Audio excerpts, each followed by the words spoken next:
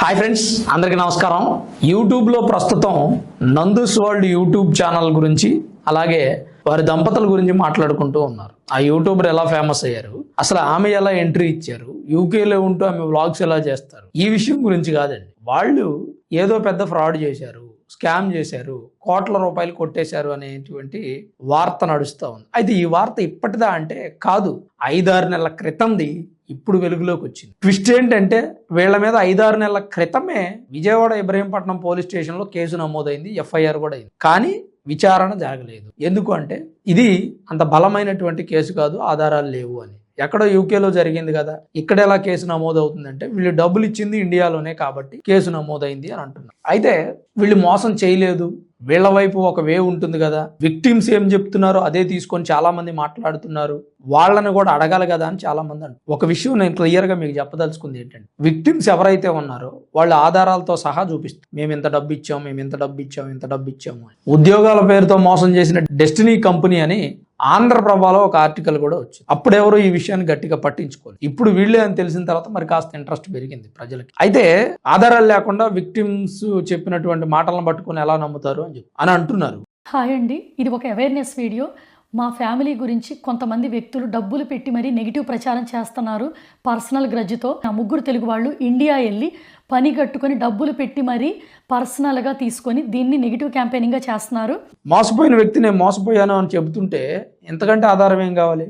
సరే ఓకే, మీ మాటగా నేను అగ్రి అవుతా. ఒకళ్ళు చెప్తే నమ్మొద్దు, ఇద్దరు చెప్తే నమ్మొద్దు, ముగ్గురు చెప్తే నమ్మొద్దు, నలుగురు చెప్తే నమ్మొద్దు. ఇంతమంది చెప్తుంటే కూడా ఇంకా నమ్మకపోతే ఎలానండి చెప్పండి? ఇంతమంది విక్టిమ్సా, ఇంతమంది మేము డబ్బులు ఇచ్చామని చెప్తుంటే ఇంతమందికి పగ ఉంటుందా? పోనీ నందు గారు చెప్పినట్టు ఒక ముగ్గురికి మేమంటే గిట్టట్లేదు, ఆ ముగ్గురిదంతా క్రియేట్ చేస్తున్నారు అని చెబుతున్నారు. సరే, ఆ ముగ్గురిని స్కిప్ చేద్దాం అంటే ఆ ముగ్గురు కాకుండా ఎంతమంది చెప్తున్నారు ఒకసారి ఆలోచన. కేసు పెట్టిన వ్యక్తులు ఇబ్రహీంపట్నం 2 కేసు పెట్టారు. మరి ఇప్పుడు యూట్యూబ్ ఛానల్స్ లో ఇంటర్వ్యూ ఇస్తున్న వాళ్ళు ఎంతమంది చూడండి ఒకసారి. యూటీవీకి ఇంటర్వ్యూ ఇచ్చిన వాళ్ళు, ఇంకా మరికొన్ని ఛానల్స్కి ఇంటర్వ్యూ ఇచ్చిన వాళ్ళు, వాళ్ళందరినీ కూడా పరిగణలోకి తీసుకోవాలి కదా మనం. నేను పూర్తిగా నందూస్ వాళ్ళది తప్పు, ఆమె చేశారు అని నేను చెప్పట్లేదు, లేదా ఆమె హస్బెండ్ మధుకర్ చేశారని నేను చెప్పట్లేదు. కానీ ఏం జరిగింది, ఎందుకు ఎంతమంది బాధితులు ఉన్నారు, వీళ్ళంతా డబ్బులు నిజంగా ఇచ్చారా లేదు అనేది పోలీసు వాళ్ళు తేలి. ఇప్పుడు మెయిన్ స్ట్రీమ్ మీడియా అన్ని వార్తలను కవర్ చేయలేదు. చాలా మంది యూట్యూబర్స్, ఇన్స్టా ఇన్ఫ్లుయెన్సర్స్, సోషల్ మీడియాలో కాస్త ఫేమ్ ఉన్నటువంటి వ్యక్తులు చెప్తారు. వాళ్ళు చెప్పినప్పుడు ఆ న్యూస్ ఏదైతే ఉందో దాన్ని మెయిన్ స్ట్రీమ్ మీడియా అడాప్ట్ చేస్తుంది. ఆ మెయిన్ స్ట్రీమ్ మీడియాలో కనుక అది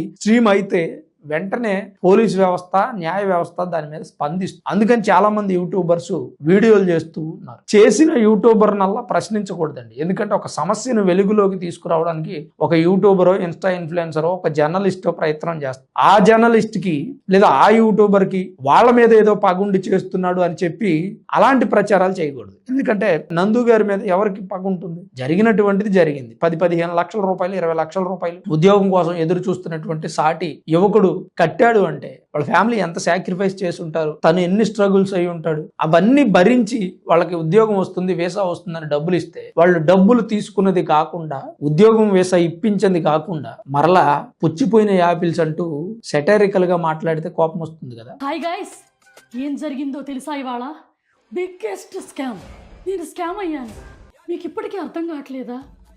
నేను షాపుకి వెళ్ళి కొనుక్కొచ్చిన యాపిల్లో పుచ్చుంది. దీన్ని నేను ఇంతటితో వదిలిపెట్టను, న్యాయ పోరాటం చేస్తా, ఎవరిని వదిలిపెట్టను. మనం ఈ విషయంలో పెద్దగా ఆరా తీయాల్సి, ఎంక్వైరీ చేసి, గంటలు రీసెర్చ్ చేసి, పుస్తకాలు చదివేసి, యూట్యూబ్ ఛానల్స్ లో ఇన్ఫర్మేషన్ ఎతికేసి, న్యూస్ ఛానల్స్, న్యూస్ పేపర్స్ లో ఏముందని ఎతకాల్సిన అవసరం లేదండి. ఒక్కటి నేను చెప్తా ఉన్నా. నందూస్ వరల్డ్ యూట్యూబ్ ఛానల్లో ఒక వీడియో రిలీజ్. అదేంటంటే, ఒక 2 బాక్సులు యాపిల్స్ కొనుక్కున్న తర్వాత అందులో 2 యాపిల్స్ పుచ్చిపోయాయి అనుకోండి. ఈ పుచ్చిపోయిన యాపిల్స్ గురించి మమ్మల్ని అడుగుతారా మీరు? పైగా మీకు డైరెక్ట్ గా ఫారిన్ కంట్రీస్ వెళ్ళి జాబ్ చేసే దమ్ము లేదు, ఇలా దొడ్డిదారిని వచ్చే ప్రయత్నం చేశారు అని చెప్పి ఒక వీడియో రిలీజ్ చేసి, ఆ వీడియో చూస్తే మనకు అర్థం అవ్వట్లేదా విక్టిమ్స్ చెప్పిన దాంట్లో నిజం ఉంది అని? ఇందులో నిజం లేకపోతే అసలు ఆవిడ అలా స్పందించరు. పుచ్చిపోయిన యాపిల్స్ తో ఈ నిరుద్యోగ యువతని పోల్చరు, డబ్బులు కట్టినటువంటి ఈ విక్టిమ్స్ ఎవరైతే ఉన్నారో వాళ్ళని పోల్చరు. దొడ్డిదారిన వస్తున్నారు మీరు, డైరెక్ట్ గా వెళ్లే దమ్ము లేదు అని చెప్పి. అంటే దొడ్డిదారిన రావడానికి వెనక వైపు గేటు తీస్తుంది ఎవరు?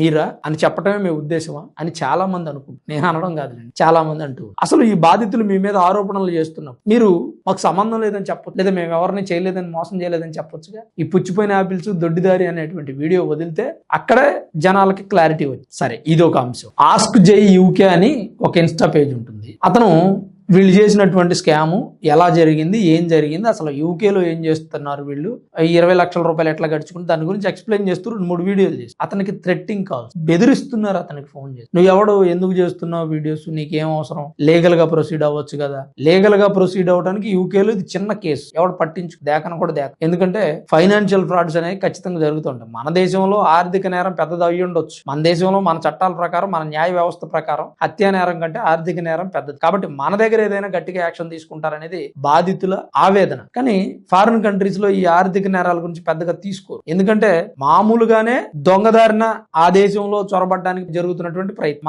మన వాళ్లే మోసం చేస్తున్నటువంటి ఉదాహరణ. దీని మీద ఆ ప్రభుత్వాలు ఏం స్పందిస్తాయి? పైగా వీళ్ళంతా డబ్బులు ఇచ్చింది కూడా ఇండియాలోనేనా, ఇండియా నుంచే ట్రాన్స్ఫర్ చేయడం, లేదా ఇండియాలో ఉన్నటువంటి ఆఫీసులకు వెళ్ళడం. గుంటూరులో ఏదో ఆఫీస్ ఉందంటే విజయవాడలో ఏ ఆఫీసులో, అది నిజమో కాదో మనకైతే తెలియదు, ఉందని అయితే నేను కాన్ఫిడెంట్ గా చెప్పట్లా. కొన్ని చోట్ల నేను చూశాను కాబట్టి చెప్తాను. ఆ ఆఫీస్కి వెళ్ళడం, డబ్బులు ఇవ్వడం, ఆ అకౌంట్ కూడా వాళ్ళ కంపెనీ పేరు మీద లేకుండా, డెస్టినీ అనే అకౌంట్ లేకుండా పర్సనల్ అకౌంట్లకి ఈ మనీ ట్రాన్స్ఫర్ చేయించడం. అదేంటని అడిగితే నీకు ఇన్ఫర్మేషన్ కావాలా, ఉద్యోగం కావాలా అని అడగటం. ఆ టైంలో ఈ వీళ్ళు కూడా ఉద్యోగం కావాలా, మనకి వీసా కావాలి అని చెప్పి ఇవ్వటం. ఇవన్నీ కామన్ గా జరుగుతున్నాయి.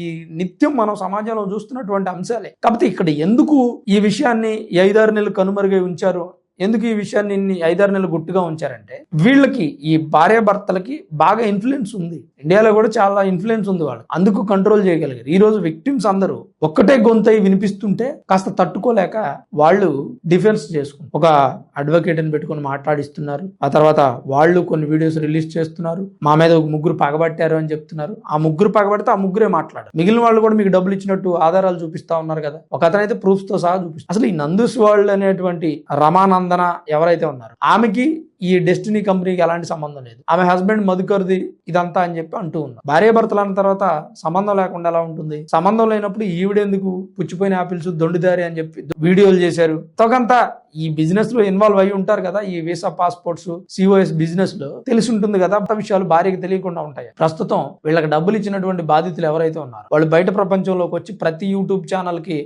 ఇంటర్వ్యూలు ఇస్తూ వాళ్ళ దగ్గర ఉన్నటువంటి ఆధారాలన్నీ కూడా బయట పెడుతూ, మరి ఈ సందర్భంలోనైనా సరే పోలీసులు అసలు ఏం జరిగింది అనే దాని మీద విచారణ చేపడితే బాగుంటుంది. ఒకప్పుడు ఏదైనా జరిగితే పోలీసులు గానీ న్యాయ వ్యవస్థ గానీ పట్టించుకోకపోతే ప్రజలు కొంతమంది ఉద్యమ నాయకులు రోడ్డు మీదకి వచ్చేసి ధర్నాలు చేసి పోలీసులు యాక్షన్ తీసుకునే వరకు ప్రయత్నించేవారు. ఇప్పుడు అంతా కూడా సోషల్ మీడియాలో జరుగుతుంది ఫైట్. చాలా మంది పోలీసులు ఈ కేసును ఎఫ్ఐఆర్ చేశారు కదా, ఎందుకు విచారణ చేపట్టలేదు దీని మీద అని చెప్పి ఇప్పుడు ప్రశ్నిస్తూ ఉన్నారు. ఈ సోషల్ మీడియాలో జరుగుతున్నటువంటి ఈ ఉద్యమాన్ని బట్టి అయినా సరే పోలీస్ వ్యవస్థ త్వరగా స్పందించి నిజంగా బాధితులు నష్టపోయింటే వాళ్ళకి న్యాయం చేయాలి. లేదు వీళ్ళ తప్పేం లేదు, యూకే కపుల్ తప్పేం లేదు అనుకుంటే దాని గురించి కూడా ఒక వివరణ ఇస్తే బాగుంటుంది. జనాల్ని బాధితుల్ని ఇలా డైల్మేలో పెట్టే కన్నా అసలు తప్పు జరిగిందా లేదా, స్కామ్ జరిగిందా లేదా, కోట్ల రూపాయలు దోచుకున్నారా లేదా, ఈ స్టూడెంట్స్ చెబుతుంది నిజమా అబద్ధం అనేది పోలీసులు న్యాయ వ్యవస్థ దీని మీద యాక్షన్ తీసుకొని తేల్చాల్సిన అవసరం ఉంది. ప్రస్తుతం పోలీస్ ఇన్వాల్వ్మెంట్ చాలా అవసరం అని నేనైతే భావిస్తున్నాను. మరి మీరేమనుకుంటున్నారు? నిజంగా ఈ స్కామ్ జరిగి ఉంటే పోలీసు విచారణ జరపాలా?